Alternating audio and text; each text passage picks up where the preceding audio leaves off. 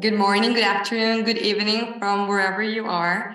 We are very excited to have you join this session at the Migration Summit. So just quickly introducing the summit. I see some familiar faces already, but for whoever has not joined us yet, the Migration Summit is a month-long global convening. This is the second edition we're running. It's hosted by MIT React, Namal and Karam Foundation. It's basically to work with whoever is interested, but displaced learners, companies, policymakers around the key challenges and opportunities for refugee and migrant communities. And so this year we're exploring the theme co-creating pathways for learning, livelihood, and dignity through around more than 70 events, virtual and in-person events around the world. And so I'm excited to learn more about Miles for Migrants. And so I'm going to pass it over to Glidon, who is the executive director. So over to you. Thank you. Thank you very much. Hello, everybody.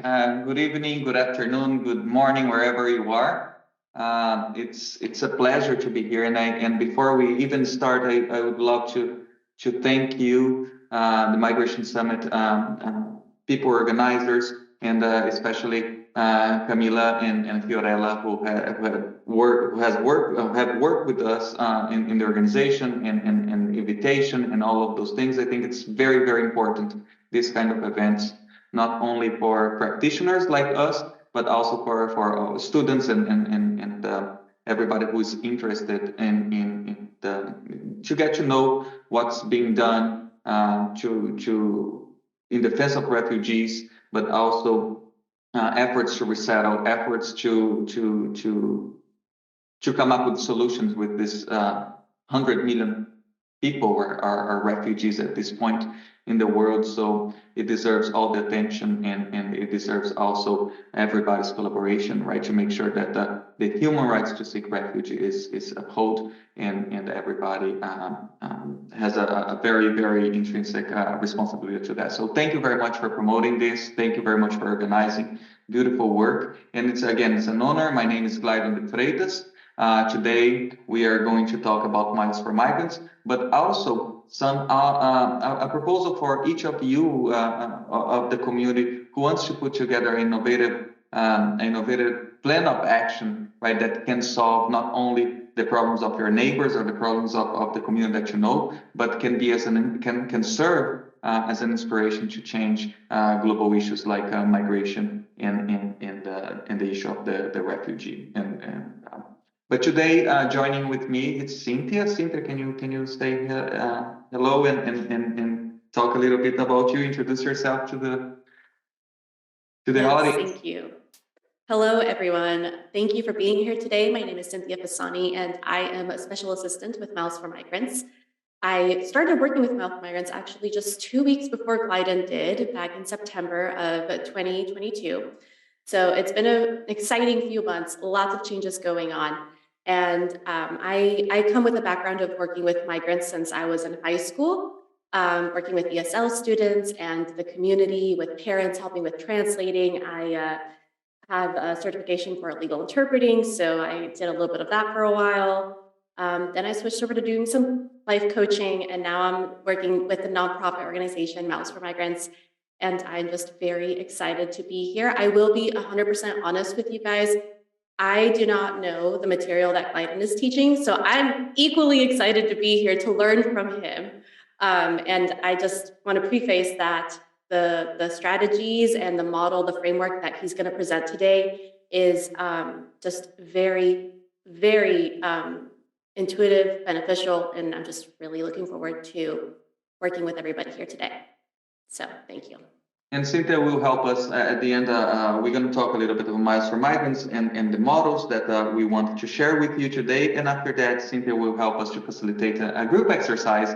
If you want to engage, we're going to do this group exercise for us to map and to be able to share our own thoughts and our own learnings during the session, right? So, but again, I am originally from Brazil. That's where I grew up. I came to the United States 11 years ago to study international law and human rights. I came here to Houston, where I am today, Houston, Texas, and for a master's program, and ended up staying because I was introduced to the refugee community here in Houston, which is huge, right?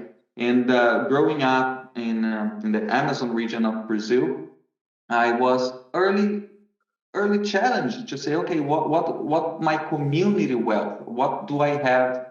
I'm coming to this new country. I'm learning the culture. I'm being assimilated, and I don't like this word, but I'm being assimilated in this new community here, right? And I am proposing, right, my partners of the work to receive my knowledge as a tool to improve livelihoods of the refugee community here. Okay, and since that time, I was thinking, okay, what do I bring other than my knowledge in international law and global policy? What do I bring as a human being? What do I bring to the table that I learned from my ancestors, but I learned from the communities that I grew up, indigenous communities that I grew up there? And what are successful cases, or what are our communities were able to advance, and what kind of techniques or what kind of knowledge that they were able to use that I could use here in my practical work, right? And in this quest, I also started to looking for some inspirational work that people from all over the world were using in order to advance advance complex issues through simple methods, right? And then most of them, and we're going to talk a lot about most of the most effective actions or interventions that we see in our global community they don't come from formal settings. They come from informal settings. They come from intuition, right? They come from day-to-day practices that are inspired by an action rather than a planning. It's the action that transforms the world. It's the action of figuring out what we have available in our reach, and it is the action, right, that put forward the impact and the change that we want to see in the world. So we're going to talk a lot about that. So let's start every speech or every class, I don't know how to say that, has how can I say, a boring PowerPoint presentation, but I hope that my presentation is not as boring as you're accustomed to. But let me just do that real quick. Now it comes the time that we need to, hold on a second. Oops. I promise that I'm gonna see that. Yeah, exactly here. I'm gonna share my screen. Yes, I think now it's working, right? So the title of our presentation today is how an innovative collaborative platform is creating a movement to support forcibly displaced migrants, right? And we're gonna talk about that. But the title brings some kind of, the title itself brings some kind of clues, what we're talking about. First, about innovation. Innovation comes from the human brain. Innovation is it's about innovation. It's about solution making, right? And collaboration. Collaboration is also something it's part of our DNA as human beings, right? We do things collaborating with each other and how we advance, right? And movement. Movement, it's a force of a movement is created by people who are inspired to act upon on those things. So if we talk about solution making, collaboration, bringing people together, right, in order to create a movement, that's what Miles for Migrants is all about. And so for us for this journey, we're going to talk a little bit about Miles for Migrants, the history and the impact itself.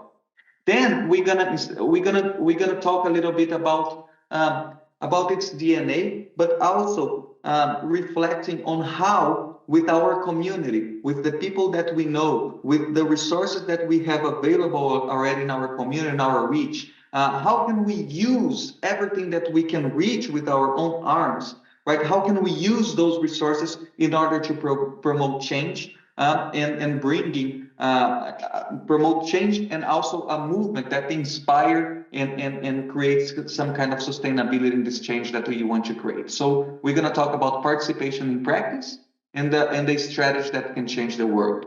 Then we're going to have a group presentation, and then at the end we're going to make a little debrief and a Q&A session if you have any questions. I just saw that one of our co-founders, Nick Ruiz, just entered the room.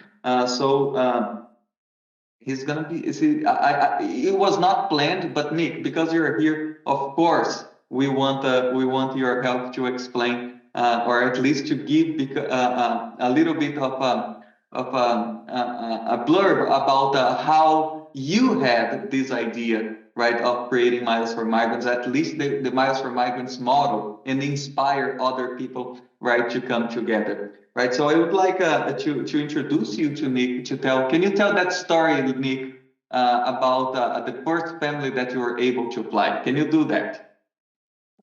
Sure. I wasn't expecting to speak at this moment, but because Glide and I fully trust your storytelling ability, but I'll take a very quick moment. So hi, I'm Nick Ruiz, co-founder of Miles for Migrants. And really the idea had started when I was living in Italy. I was doing my PhD, and at the time I was connected with a community of international students and other people in the church community. And at the time I started to meet Pakistani refugees who were fleeing persecution and learning about their story of individuals coming over to Italy as asylum seekers, getting asylum, and then later going through the family reunification process and finally getting the family visa, but then having the problem of how do they bring their family when they are just starting out their own jobs and careers, and having the problem of a $5,000 expense to fly their family. And so in short, I discovered that I could use American airline miles to reduce that $5,000 problem into a $500 problem, which was within my budget as a student. And I was able to reunite a friend of mine with his family of 6. So that idea inspired creative thinking. And then in short, I did some discovery and found other people with like-minded thoughts, and Miles for Migrants was born. And now I'm going to turn it over to Glidon, because this isn't about me. He's the expert on policy and how to really make this grow at scale. And I'm also here to learn as well. Thank you. This was amazing, and thank you very much for trusting me on that. Even when when I put all the pressure on you, Nick. But that was it. Like, you see, Nick had a problem, right? We can take a look on Nick's problem at that time in 2 different ways, and you choose the way that you're gonna do that, and you're gonna see it will make sense in a little bit. But he had a problem. It's like a family of refugees that needed to be reunited. That's the problem. We need to reunite that family. We need to reunite the family, but this family has a transportation barrier, right? The family cannot exercise their human rights that was declared 7 years ago, just because they didn't have, right, the means, right, in order to be reunited. So how he did that? Innovation, right? Remember, like our title, innovation. The innovation of his mind was, I have these miles here, I have this spare mile, I know people who has miles, let me use these miles, reduce the burden, and make sure that this human rights is guaranteed for all, right? This was his problem solving from a local context of the issue, right? That specific family with specific resource that he was able to bring together, right? With a specific solution, with specific route, local context of the issue. But there are policymakers, there are global people, there are United Nations and all these international bodies that they tend not to start with the local context of the issue. And they do the global context of the issue. And there's space for everybody. What's the global context of this issue, right? Of Nick's problem at that time when he was in Italy. The global context of the issue is 7 years ago, the United Nations, and when I talk about United Nations, not only about the institution United Nations, but all the nations that were involved in a dialogue, they recognized internationally, not only speaking, but also with the compromise to adopt in their legal infrastructure that everybody, every human, whenever they feel that they're persecuted, they're suffering that violence, and that they have the human right to seek refuge, right? Everybody has the right to seek refuge. So this comes in the Universal Declaration of the Human Rights. Then the states organized a convention and came up with the Refugee Convention. So after the Refugee Conventions, states adopt some kind of legal instruments. They put together a lot of and huge infrastructure to resettle, to receive refugees, legal apparatus. They did that. Are they doing a good job? Other analysis we can talk about in another session about if the convention is being fully implemented, right? But you see, the world transformed, and the world created pathways for people to migrate under this status of refugee because it's a human right to seek refuge. What was a problem that people didn't think about it? And that's what we're going to talk today about Miles for Migrants is, okay, and it's a very logic one. For people to be able to exercise the right to seek refuge, that is their new, they need to move, right? They need to leave the place of persecution. They need to leave the place of violence. They need to leave the place that they are, or the place or the context that they are forced to leave. There's no other than military interventions or military evacuations, or like a few nonprofits in the world that work with evacuation of refugee. There's no solution invested by states, invested by big nonprofits. So people are not exercising fully their right of seek refuge because they cannot seek refuge, because they cannot leave their country of origin or the place that they're being persecuted to go to another place. And that's what Nick spotted there, right? In his local context of the issue, that's what makes us think. So removing transportation barriers of people who needs to seek refuge, right? It is a huge mission and a huge effort. And that's how Miles for Migrants defined their vision and our mission. So Miles for Migrants, our vision is a world where forced migrants can move towards safety with dignity and hope. And we do that by upholding the human rights, by removing the transportation barriers that impact the most vulnerable forced migrants. So that's our mission statement. These three guys and Nick here, right, were the ones who started this movement. And each of these individuals, they have like very specific skills and a huge role in the creation of Miles for Migrants. Right, Nick, he was able to fly the first family, and he shared the success. Right, it's not only intervening, but he also moved towards to create a movement. So the success story of that, like the family reunification, he shared on a Reddit channel, right? That Seth was the administrator of this Reddit channel.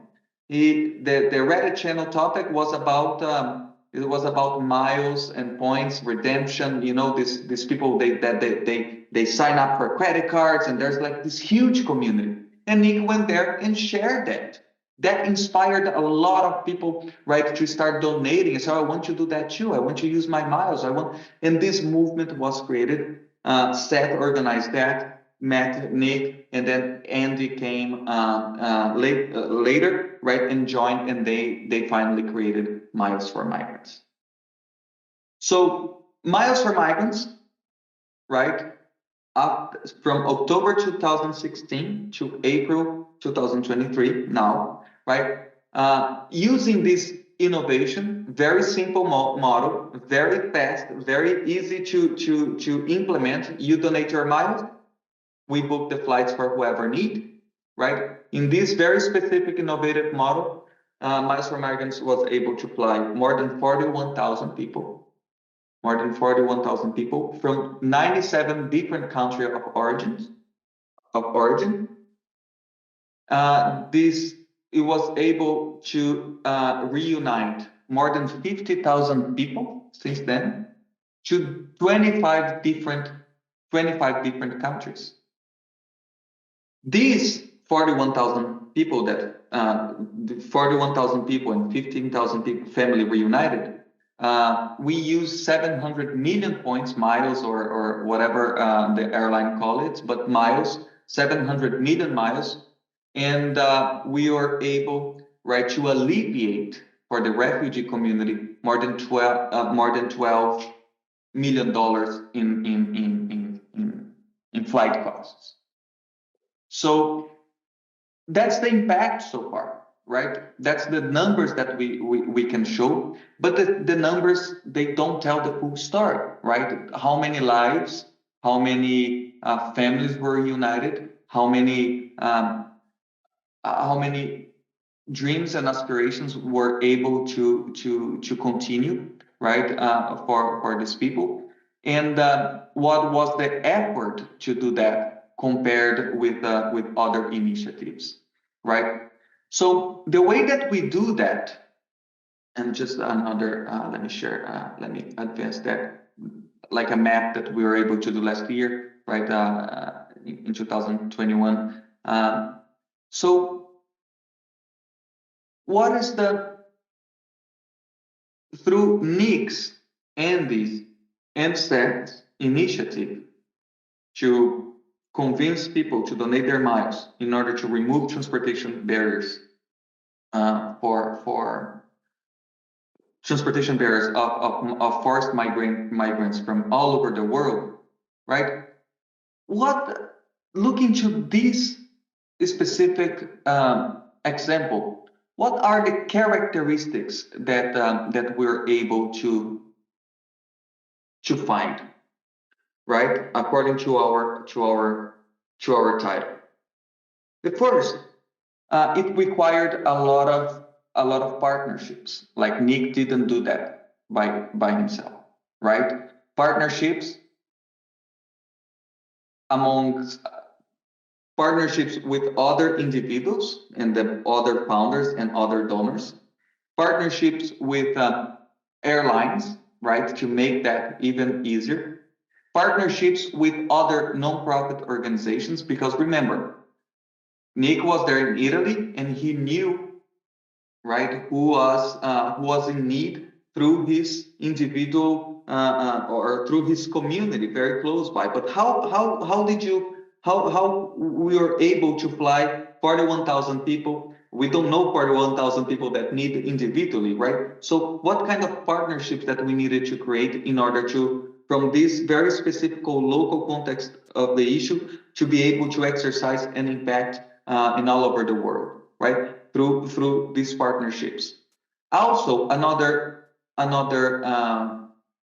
characteristic that's important noting here is that the excavation or the utilization of a resource that's already available, right? Nick didn't need to come up with a resource or excavating new resources. No, he just using a resource that was available for him, and for other people involved.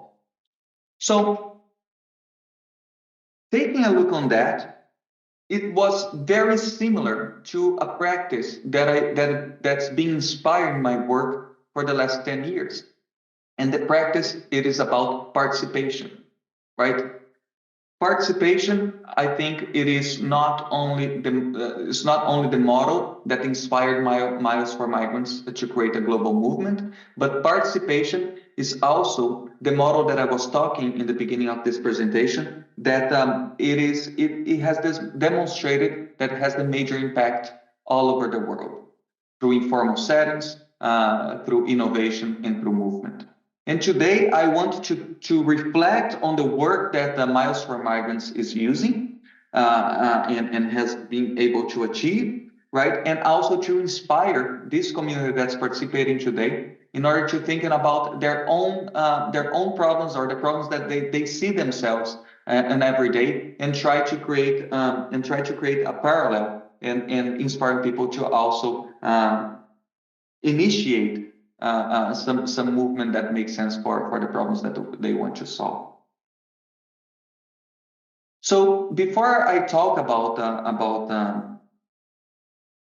participation and participatory action planning, right? I really need to acknowledge my mentor and a very important person for me. It's Professor Nabil Hamdi. He's actually one of the pioneers of participatory planning, and he does in the urban housing context, right? And but whoever is curious to know about his work, in his 2004 book called The Small Change, he has been highly influential in describing the role that informality plays in urban life.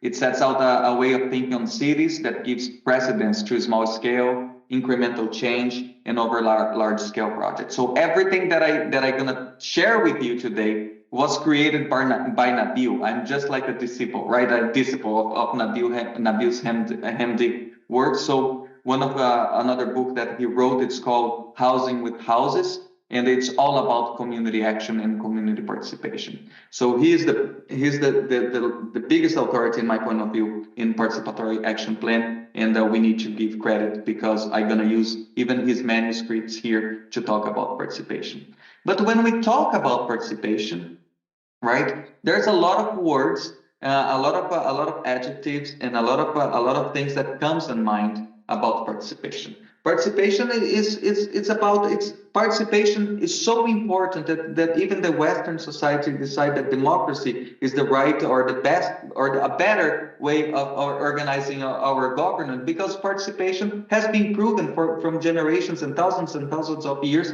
to be at least the less unequal or right form of developing things. And in small communities, indigenous communities, and our ancestors, they use participation and continue using participation. And because of a modern world and corporate world, we ended up forgetting about participation in practice. But participation is important. It empowers, about empowerment. If you are a participant of a movement and you have ownership of that, right, and empowers you, empowers the movement, right? It's great, right, because it can map assets. It's about gender resilience.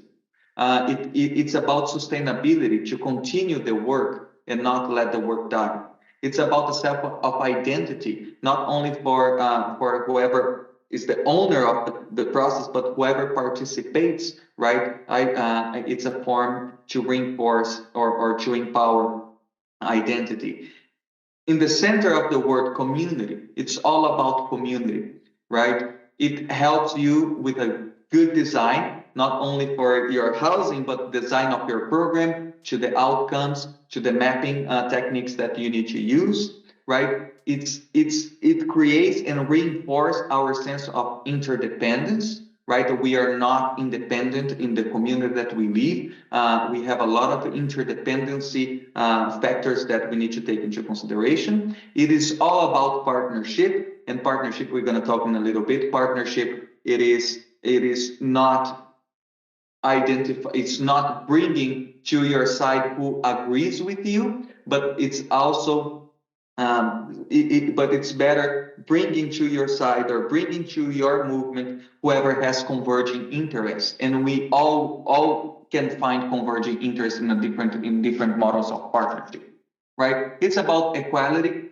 It enforces our rights and obligations. Ownership it's very present in the participatory mode, but the best of it's about efficiency. It's about efficiency. But if I ask you what participation means, what's the definition of participation, we can come with our own definition. We can bring the dictionary. We're going to find different ways to talk about participation. But again, Nabil's definition of participation for the context or for what we wanted to create and talk today, I think this definition is the best one. Participation is about taking responsibility with authority and in partnership with other stakeholders in pursuit of common goals, Responsibility, because with participation come rights, right? And also obligations. Authority, because with a large measure of control and self-determination, you cannot have ownership. And without ownership, you undermine commitment over the long term at least. And partnership, because it demands cooperation, not just to deliver on needs, but also to forge alliances vertically with other authorities and horizontally with your own. Which in time, of course, this partnership, can influence politics or policy, and which can both empower and transform. Right? And why participation is important. Right? For a practical point of view, it's a good way of defining needs. That is a combination of desires and necessity, right? We can never forget when we are defining needs, it's not about what we think needs are. It's about the needs of whoever we want to impact, or whoever what is the context of the community that we want to impact. And needs, it's not only about aspirations, right? Taking a look on the necessity without taking a look on the aspirations or desires, right? It is not taking a look on the needs itself, right? So in the Nick's example, right, that he identified the needs, right? That's why when a refugee goes to a third country, maybe the needs is just to evacuate from persecution, right? But the necessity, the person said, is to evacuate from persecution. But what about the aspirations? What about the dreams, right? It's very innate of a human being. Also, it's a good way of converging vested interest, as I told you. In other words, bringing people together. And that's the key, right? Bringing people together who may have very, very different agendas, but who can find a basic interest as a starting point. It is a good way of getting accurate information, which is very often hidden in place, and it needs to be excavated through participatory process, through some mapping techniques that there are. But again, getting accurate information. It's a great way in identifying conflicts and troubleshooting, bringing people together, observing who is the loudest voice, who is saying what.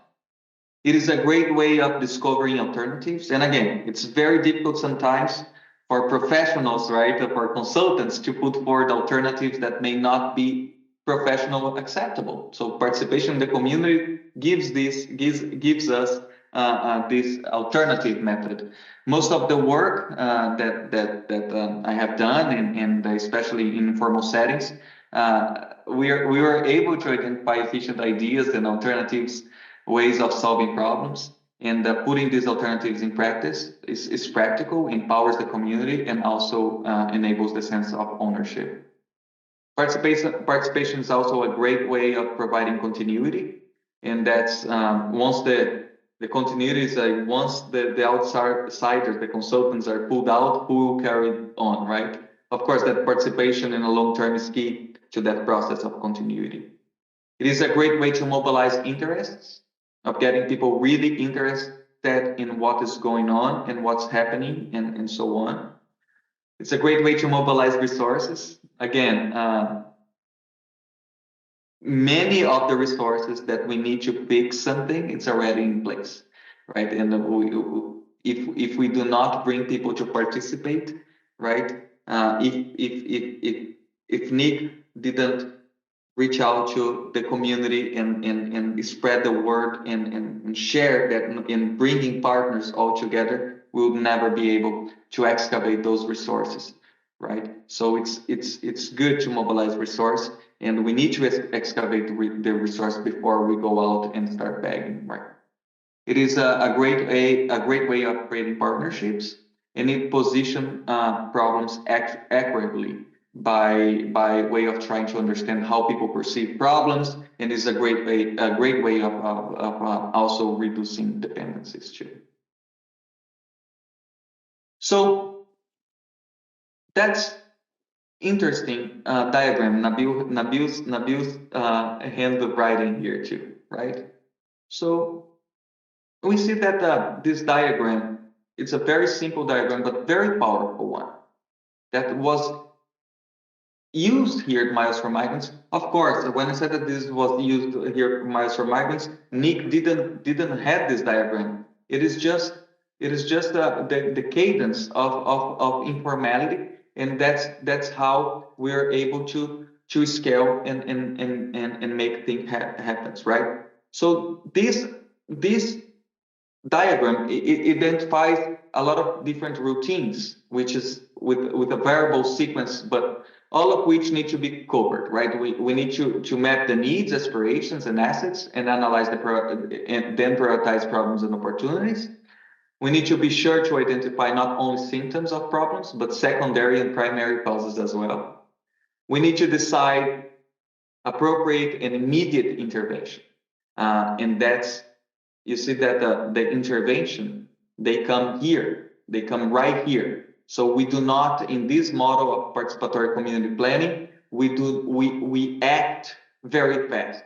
Nick had the problem, right, in the local context, but also in a global context. And the first thing that he did was not planning; he just intervened in that way, right?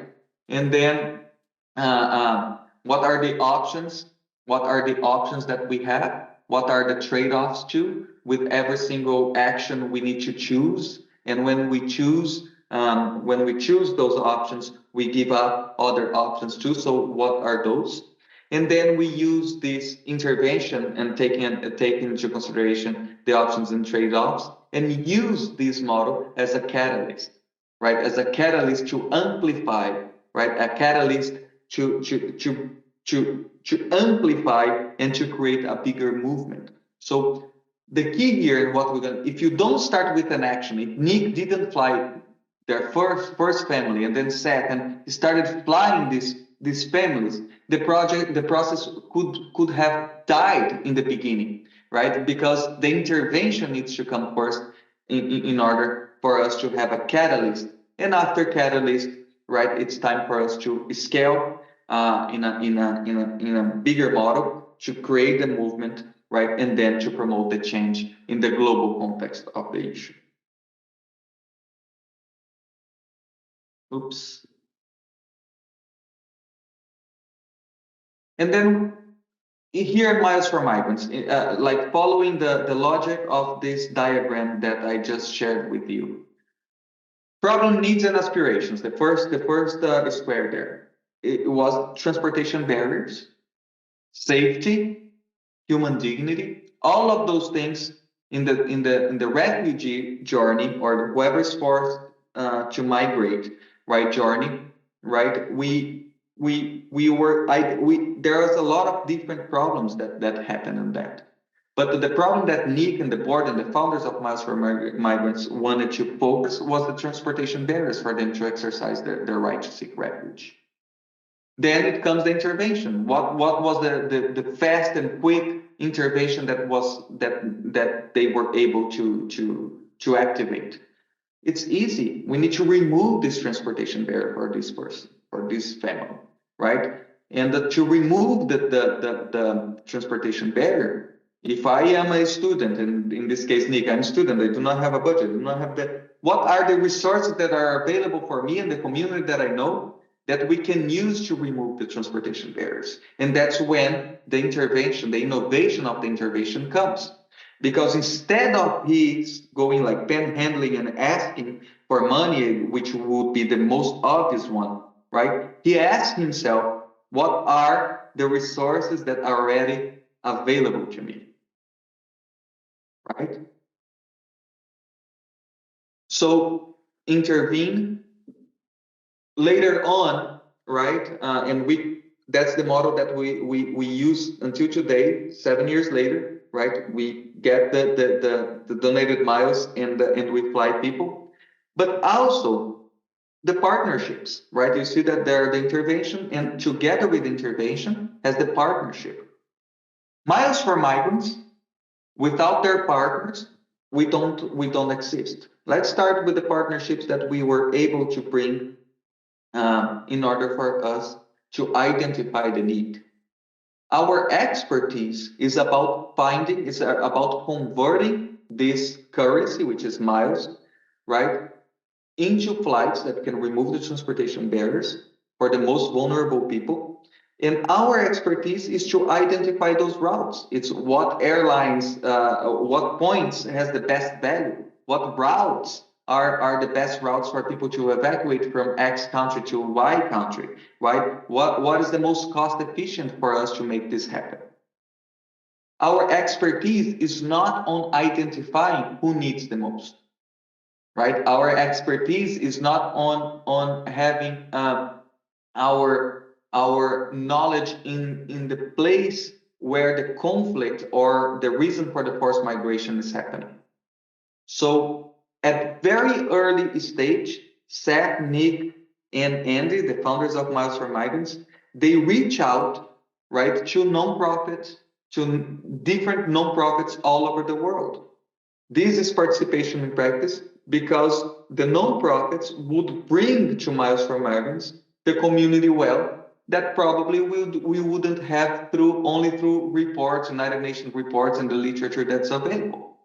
Right? Today, Miles for Migrants has more than 100 nonprofit organizations partners that submit flight requests to remove transportation barriers all over the world. More than 100, and those partners inform us who needs the most, who are the population who is being forced to migrate, and the reasons for that. Right? How can we anticipate a conflict and be able, right, to achieve or be able to come up with new initiative before the wave of mass migration starts to get worse? So all of this information sharing and also the care of the passenger that we fly is made through partnership. And this partnership was created in the early stage, right? We didn't wait until we got like bigger. No, since the beginning of the organization, partnership was made. The stakeholder analysis, the trade-offs, right? Who this needs to be done too. Who are the stakeholders that we need to relate that we cannot relate? What are the trade-offs? What the message for us to be able to do that efficiently? It's not only the partnership with the nonprofits. We need to make partnerships with the civil aviation infrastructure, and we are talking about the companies, right? With American, with United, with Delta, with Alaska, with all of those companies who have the infrastructure installed. We need to have some kind of relationship, and they are stakeholders in the problem. Also, governments, right? Governments are the one who are issuing the documentation, the proper documentation for people to fly, right? So, what is our posture and what is our narrative or even like posture, right, to deal with governments and other authorities? International, huge international NGOs like United Nations or the IOM, right? What are the stakeholders of this whole process and refugee resettlement agencies in the host country, right? What are the converging interests about these stakeholders, and who does what the role that they play for us to be successful? Catalysts. Once we have that, then the catalyst, and that's what brings Miles for Migrants from relatively small nonprofit organization, right? We're still very small, but what kind of event that brought Miles for Migrants to a more global scenario? And those are the catalysts that we were able to identify. And we are only able to take advantage of this catalyst because we are a yes organization. We said yes to the challenges. The first challenge that Miles for Migrants had here was the family separation in 2018, right? That we needed to fly people to reunite families. The second one was the fall of Kabul in Afghanistan, right? And everybody I think everybody remembers the crisis there in Afghanistan with military planes trying to evacuate as many people. So that we were very active and worked in a very, very strong partnership with the United Nations and other global agencies to evacuate people from Afghanistan to all over the world. right? And the third one was the war in Ukraine. We are just finalizing a program that we were able to fly Ukrainians fleeing from the war to Canada, and we worked with the government of Canada. We worked with Air Canada and with different stakeholders to raise resources and the Shapiro Foundation, right? And we were able to fly a little bit, almost 4,000 people only from Ukraine to Canada. So those catalysts were able not one for us to address the issue of this specific population, but also to trigger new partnerships, to have other conversations, right? To grow our reach, to reaffirm our expertise in booking flights and finding the most cost efficient way to do that. Then it comes analysis of constraints. When you try to scale through Catalyst, when you use Catalyst, you are obligated to scale, and that will come constraints and programmatically constraints, right? We have programmatic constraints. We need to define a better criteria, right? Who are the most vulnerable people that we fly? Where we need to focus our very limited resource, right? If we are talking about the population of 100 million people displaced, or right, in the world right now, we do not have 100 million tickets, or we do not have enough resource to fly 100 million people. So what are the constraints? What kind of programmatically, what kind of limitations that we need to make an analysis and decide on? And also institutional constraints, like how fast can we scale, right? What about our own funding to pay our salaries? We can fly 2 million people, but what about who's booking these flights? What's our internal infrastructure? What limits us to do that, right? Funding, bureaucracy, infrastructure to scale. So all these constraints. And then, of course, the last part of that is the change, right? It's the change. The bigger you are, right? The bigger change you want to press or to have an outcome, positive outcome from the change. But the change is there because it's aligned. It's very aligned to the problem, right? You see that the change and the problem, they're very aligned, and they make logic, right? It's to remove the transportation barriers, right? And displaced people can enjoy their right to seek refuge, which is pretty much the statement of our mission. So you see that Miles for Migrants, in spite of being a global organization that are flying thousands and thousands of people per year, right? It started and continued to follow the logic of participatory action plan because of our partnerships, because the way that we think, because we use catalyst moments, right, to amplify our mission and our movement, right? And also we do not we try our best, right, to continue to be a lean organization, effective organization with a very clear results. Another diagram here, right? We see on the left side, it start the cycle, right, with a local context of the issue, like Nick did, right? It comes and see the problems, opportunities. It sets some goals and priorities. It's options and trade-offs, resource and constraints, project terms and tasks, catalyst. We already talked about that. And the right-hand side, it's pretty much starts with a global context of the issue. But if you go from top bottom, right, and I think that's a big difference between participatory planning model and the government model. The government always start with policy making. They do the policy, they implement the policy, right? And instead of starting with an intervention, with an action, right? So we can see both routines in this example. They can work in synergy. They can deliver practical interventions reasoned from outside and informing long-term strategic advantage. There's, as I said, two characteristics are worth noting when you look to this illustration. The first one, the cycle of planning is reversed, right? Rather than start with policy and move down to projects, we start with projects, a series of catalyst interventions to improve conditions locally.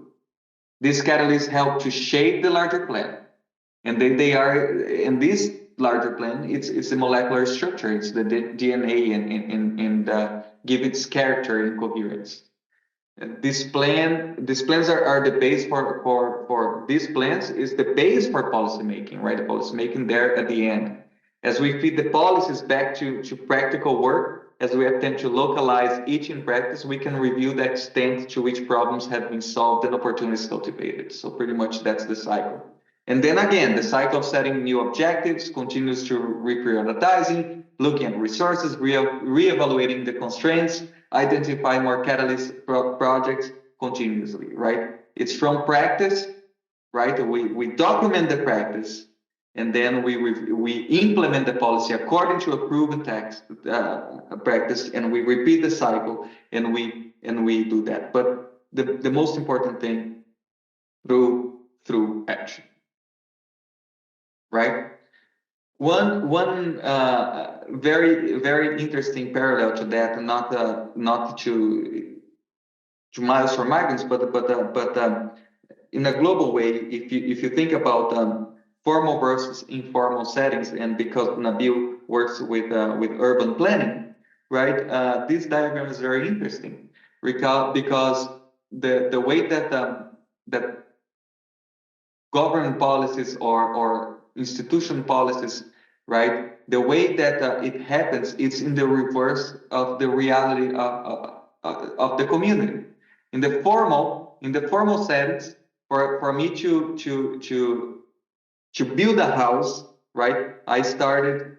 We need to obtain legal tenure of the terrain of the lot, right? We need to put in infrastructure. It needs to come the electricity, it needs to come the pipes, it needs to come the water, the sewage, and everything. Then we build the house, and then we ask people to move the land. In the informal settings, and that's very present in Brazil, my home country. That's how the favelas, right, raised there. People first move to the land, right? Then they build the house. They pray to the government, put some infrastructure, and when the government doesn't do that, they all come with their infrastructure with the informal arrangements, and then at the end they obtain the legal tenure. I'm not saying that this is an example that's sustainable or we should do, but I'm just saying that massive movements, it starts from informal to formal rather than formal to. If Miles for Migrants, for example, would follow the same pathway that this formal diagram shows us, we wouldn't be here.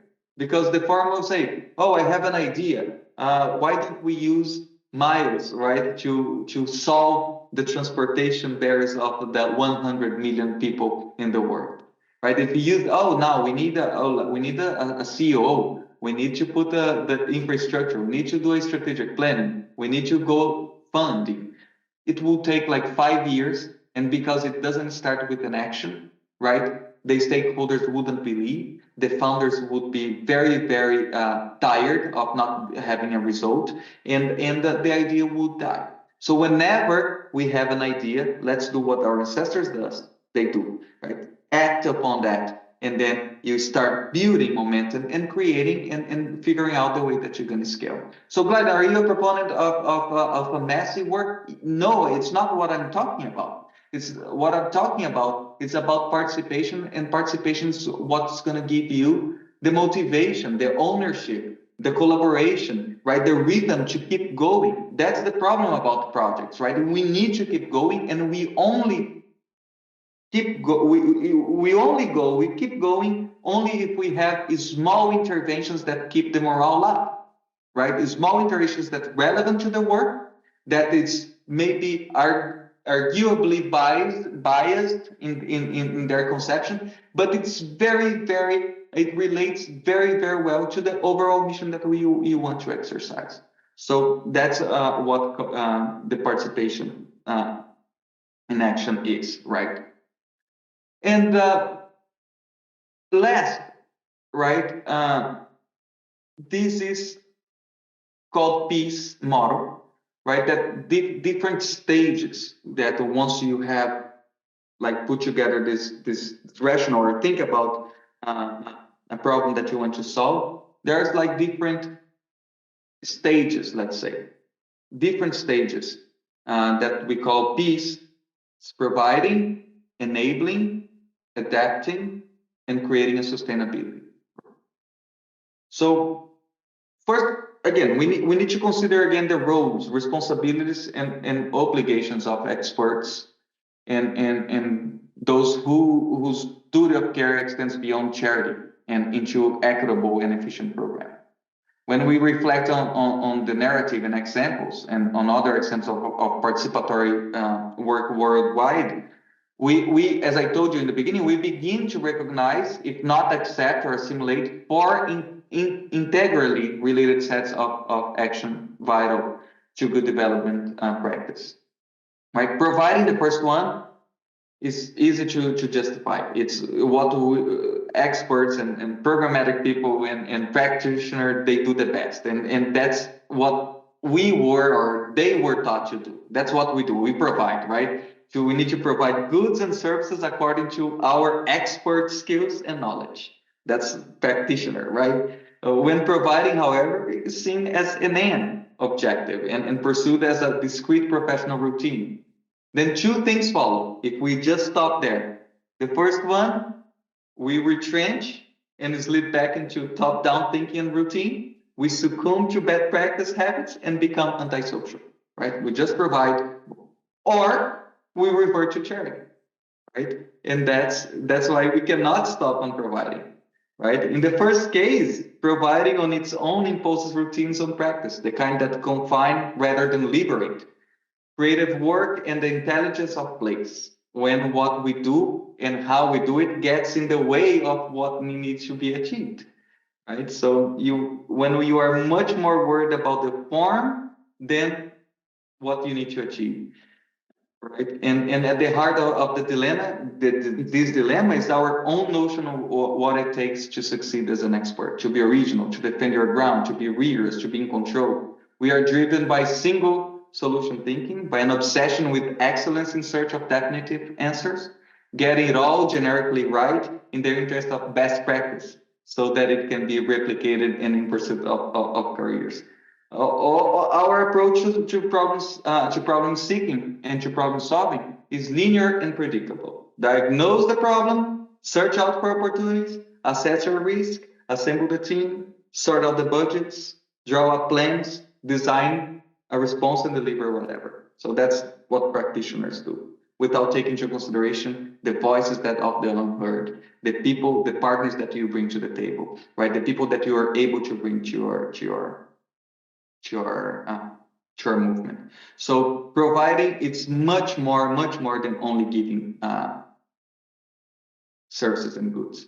And then we go to enabling, right? That's when it's in the case of our mission itself, or Miles for Migrants, we do not provide enabling services, or we are not in that piece of the journey, but that's how we make sure that we are also participating in the enabling movement by selecting well our partners, right? Or to define the best way for the refugee when they arrive in the country to resettle, right? To be working with a partner that will be able to help these individuals to become more self-sustainable and self-reliant, right? That will empower the community. So we do not participate directly in the enabling part of the journey, but we make sure that we select our partners in a very good way so they do that. And then, of course, the adapting to the new world, to adapting to the new reality, right? And also creating a sense of empowerment and ownership of the problem that this community went through.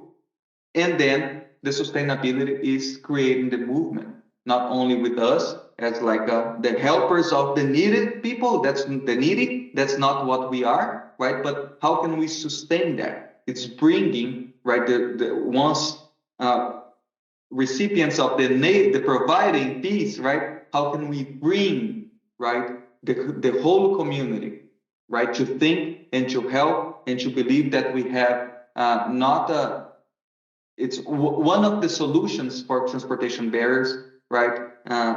We are able to activate that. So how can we inspire these people to come with us? How can we inspire? And then this movement, right, doesn't need necessarily to have only Miles for Migrants, but what about other movements that can happen concomitant to us, right, and sustain, right, this belief that the human right to seek refuge is universal and that everybody deserves. So that's the sustainability of the problem that we wanted to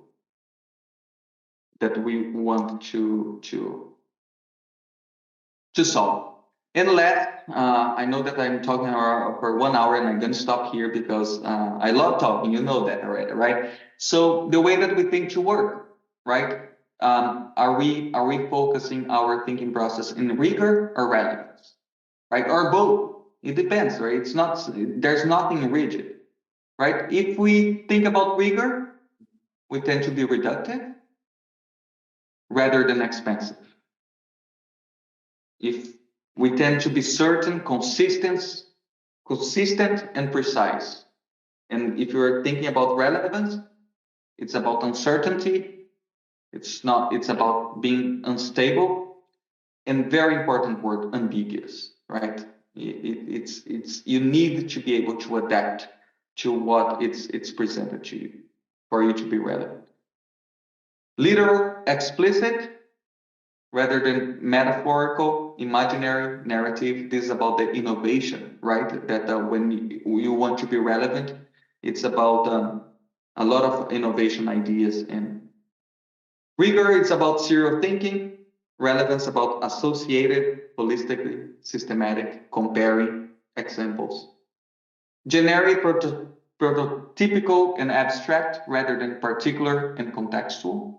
It's the adaptation thing that I told you. Explicit knowledge versus implicit know-how. Community wealth, we are talking about that, right? Community wealth, what your life experience has showed you that works, what you learned during your journey. Systemic from books, and idiosyncratic from place. Exactly what we're talking. What does your life experience tell you? Predetermined or serendipitous? I don't know how to say this word, but you got it.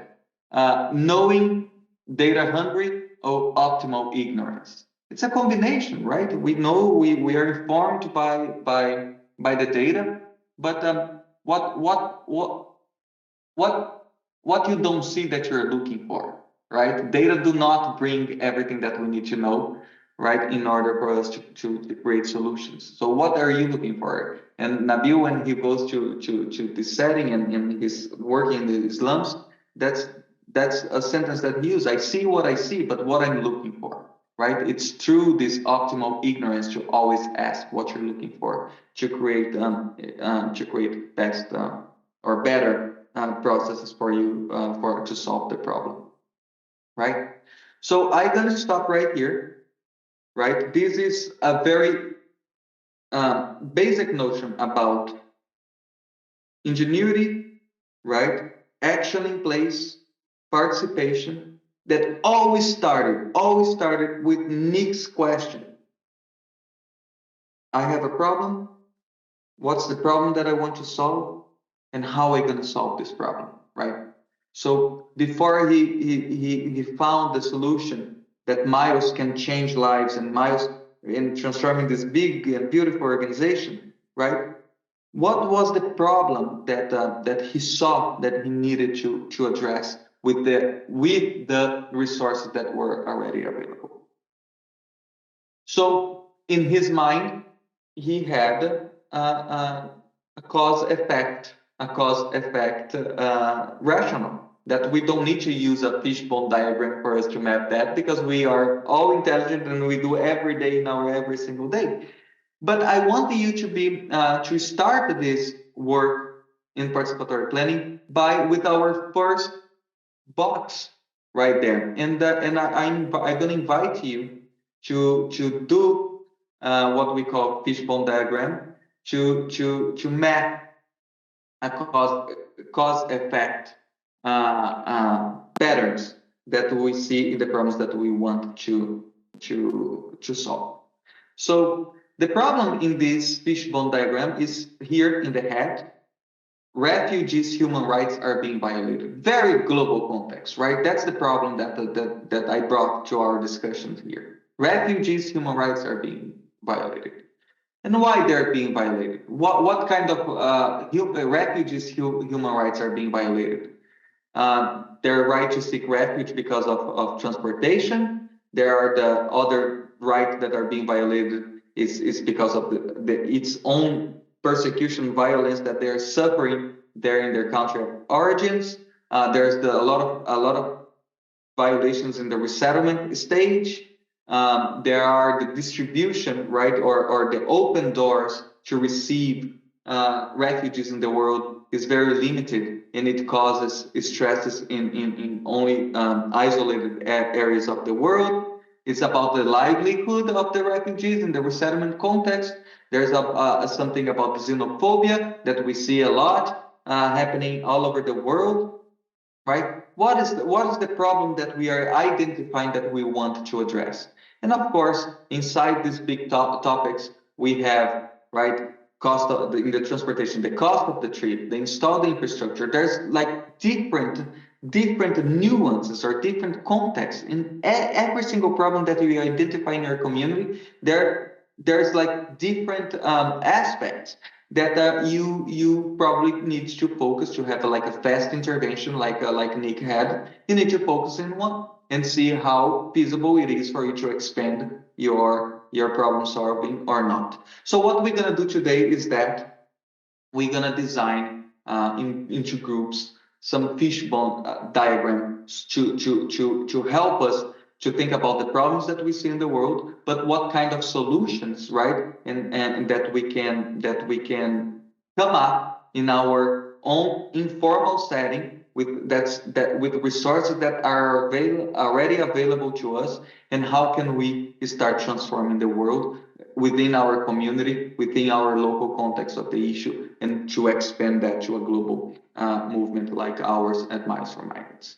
I'm gonna ask Cynthia to help us and to facilitate that. Cynthia, would you help us to do that? Yes, absolutely. All right, so I'm going to switch over to sharing my screen now, and we're going to discuss this activity. One moment, guys. And thank you for your patience. Okay. So let's switch over here. The exercise today that we're going to do, the fishbone diagram, is going to cover over the refugees timeline. So we have 5 different key points throughout our refugees timeline. First point is the violence and persecution. Then they look into seeking refuge. Then they actually have to go through the journey to get that refuge. They arrive. And finally, they have to focus on resettlement. So each of these areas have obviously a lot of barriers, a lot of complications, constraints, depending on the place of origin, where they're headed, and just the resources that they're able to get. So in today's session, what I want us to do is we're going to break up into a few groups, and we're going to switch over to a Jamboard link, which I'm going to drop in the chat right now. Guys, give me one moment. Okay. And I'm going to show you how we're going to use this too. Where is my lovely chat? Please let me know if you guys are able to find that.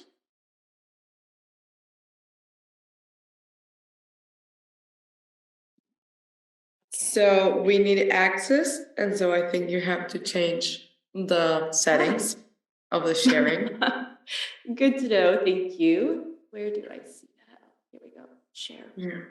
And I was actually thinking, and so first, Glider, I think it was your presentation was very good, and I think so thoughtful and interesting, the different topics that you touched, and thinking holistically of, what's really happening in terms of collaboration and once we try to identify and run different projects. And so I appreciate that presentation.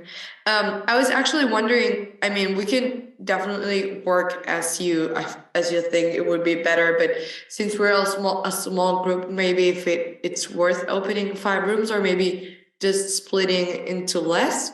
Yeah, I mean, I don't know, but I know some folks, like we had some React learners that were here, but it was too late in Uganda, and some other folks that had to leave due to different commitments. No, Yeah, no, absolutely. We Yeah, can do 2 groups. Yeah, I just pay attention. No, I think let me see here. I think we can do together. I think we can do one group only, right? Because we only have 8 people in the room and 6, right? So I think we can do together. We don't need to split. I saw that that we had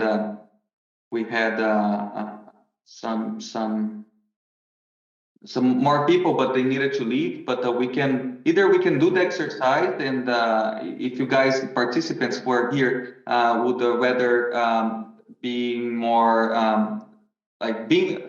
just being cohesive to my own message, right? Like when we see something, we are not rigid in the form. So maybe I think it would be much more relevant for us to open Q&A and just talk a little bit more about our impact, about the participatory action in place. And you use the fishbone exercise to do your own work when you're at home, or even like to communicate with me later. So why don't we just open the floor and talk a little bit if there's any questions or any kind of interactions or comments or reflection about that. Yeah, I think that's good, and the power of pivoting, right? Yes. And so I mean, I'm more than happy to have other folks chiming in too, but first, when I saw the fishbone, and actually, I've worked with it, but it made me think of a workshop that we had on compassionate systems thinking about, the iceberg, thinking on the tip of the iceberg, and then the different situations that happen below, that it's like what we don't see. And so I really like that kind of technique, in order to, dive into what's really happening on the situation. And yeah, I mean, it's not a big reflection, but it made me think about that. And actually, like, related to something that was presented like quite early on the session, but on the snapshot that you showed about like the departures and arrivals, and it was so interesting to see like from like where everyone is arriving, but because it's mostly North America and Europe, and I mean, I guess at some point it is somehow related to, the partners that you have, where they fly to. But yeah, I mean, it was interesting. I would love to like hear more about, the type of people that you work with, the tendency that you see, like in terms of city, countries. I don't know. Yeah, more about that. There are two aspects of that, right? The first one is, if you see displaced people in the world and where they are fleeing to, the first option of displaced people to flee is to neighboring countries, right? For example, in the crisis of Venezuela, right? The crisis of Venezuela, the majority of people who are fleeing from Venezuela they're going to Colombia first, then Colombia, Peru, Bolivia, then United States, and then Brazil. So, and in a very disproportionate numbers, right? So you see the same thing in Africa, right? The same thing in Africa, in the Africa continent, right? Majority of the refugee population, they're going to neighboring countries and staying there. In terms of resettlement in the world, poor countries or the global south is absorbing more than 70% of the refugee population, right? And you know that you study migration, right? So the other part is, again, when we talk about in the strategic, the community part, the community strategic planning model that I told you, that when we are defining the needs right? It's not only about necessity, but it's a combination of necessity and aspirations, and that's the reason, right? People they want to flee the persecution, but they also want to be in a place that they can be first like safe. They can have like dignity, and dignity plays a huge role in migration and human life, right? So dignity about like finding a job that they can be self-sustainable and self-reliant, and the population, or the globe, the world see that the countries in the global north are a better destination for them to have more dignity and to exercise and put in practice their dream and aspirations, right? So this is one force.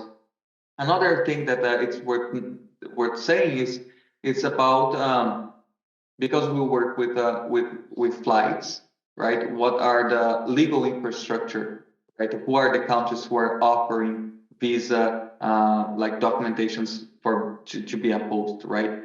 And this is also another factor to take into consideration. Yeah, thank you. And could it be also related to, I mean, there are lots of reasons, right? But I mean, to also the companies that you collaborate with. And so I guess, you started with American Airlines. I heard Nick, he gave that example, I think, but with which other airlines are you working? And sorry if you mentioned it, but No, I did like, yeah, that's Nick flew the recipients of our program through American Airlines. But actually, we do not have a relationship, institutional relationship with American Airlines. We use American Miles, American Airlines points through our donors, right? But we do not have established relationship with them. We have with United, Alaska,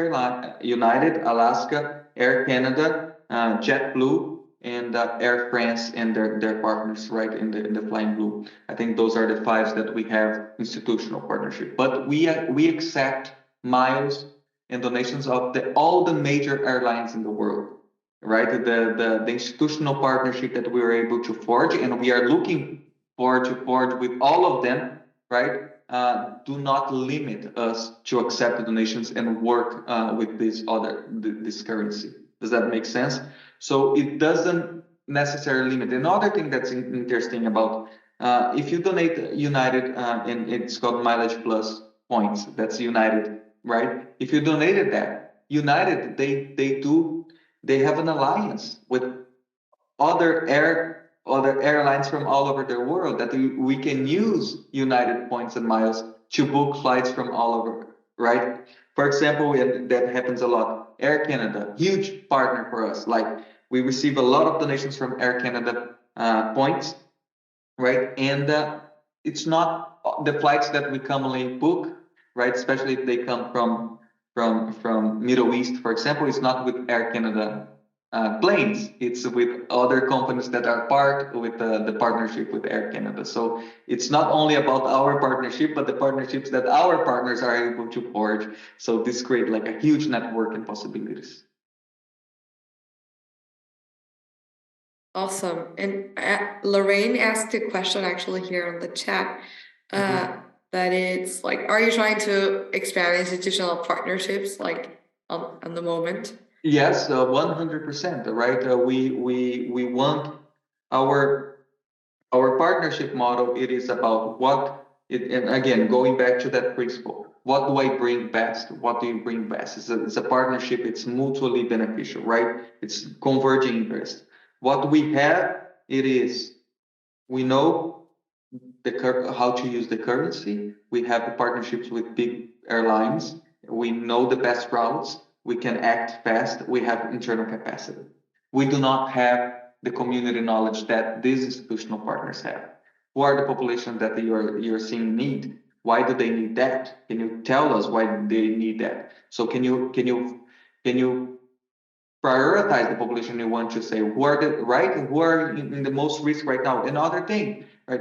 It's in your community. Who do you know that have miles or cash or something to donate so we can fly these tickets, right? So how can we take advantage of the fundraising capacity of the partner for us to be able to expand this movement and bring that. So absolutely, we always are open to partnerships and to expand our impact and to put available our know-how, our expertise to other organizations that are serving the same population that we are. Well, I was going to ask something that goes around that. Like, since my area is more like design and communication, I just wanted to know, like, how do you seek for volunteers or partners to donate their miles? Because, like, do you reach them out, like, personally? Do you have, like, campaigns or what do you do? It is through the most obvious one is of course our social media, right? We have our social media. We develop campaigns, specific campaigns with specific programs. For example, the Ukraine program was something that we developed. The Afghanistan, that's when we reached our record on donations. We take advantage of these viral moments to reach out to the large community, right? And through our partners. That's the way. And the means that we use, it is social media, it's like emails. We are constantly trying to decode this, what motivates people to join that, right? So there's a different ways that we attack all of them. Another model that it is, because we know that there are some corporate employees that fly a lot and accumulate miles. So we try all the time to engage with big firms and big organizations with a lot of staff members that can donate those miles to us, right? Sometimes we're successful, sometimes we are not. But getting these miles is always a struggle for us, right? Because of we are a team of that work 100% remote. Like I'm in Houston, there are people in Washington, there are people in California, right? So we do not have an office in a community like other nonprofits do, right? So everything that we do needs to be digital. So that's why we need to count on the partners on the ground for them to activate their community and the people that they know, right? And bring that resources to us so we can book the flight. But if you are asking, if you in volunteer opportunities, right, to create a movement, to fundraise, to inspire people, we're always looking for those ambassadors for our brand, right? And if you want to volunteer yourself, please reach out to me. We're accepting this effort all the time, Fiorella. Thank you. Awesome. And actually, sorry to keep asking questions, but because I talked about this session with, so just giving a bit of background. So I work with React, that is one of the organizers of the summit. And so we have, refugee learners from 30 different countries. And actually we run a certificate in computer and data science program that it's completely remotely. So concretely what we do is, give those education pathways, education to employment pathways, basically. And so that's kind of part of my certificate, the certificate that we run. And of course, I'm happy to give more background about that, but just, when I was talking about learners, I wanted to give a bit more of context, but I talked about your work and what you're doing with a couple of learners, and they were like, oh, do you know, they were interested in, being beneficiaries. And so I was just checking out your website, and I signed up for the newsletter. But I was actually wondering, so you have a call to action that is donate now, but do you have somewhere a call to action I need I want to be better, the other way around, for the ones who are needing, or those have to connect with you personally? Yes, that's a very, very good question. It's again, the beneficiaries of our programs, they go to the NGOs that are partners of us. Okay. So it's pretty much, and that's a model that we want to continue to exercise, because the experts are that's the participation, right? The experts are the ones who are working every day In the ground, in the community, in the ground, both in the place of origin, but also in the destination, right? if I started working with the community, it would be very transactional. And then in the piece, right, I only would do the providing. I would not be able to do the enabling or adapting and all those things. That's why we bring the nonprofit organizations, right, to be to let us know, to teach us who we need to serve, what's the most needed, how to vet the priorities and all those things. So the flight request needs to come through our partners. It's not an individual do not want, the individual cannot reach out to us asking for a flight. They need to go through a partner. Perfect. Okay. Yeah, and I see here that you have a specific page on your website about those partners. Okay. Okay. That's cool. Yeah, thank you for clarifying. Is there any other thing? Well, I think we are coming to an end, right?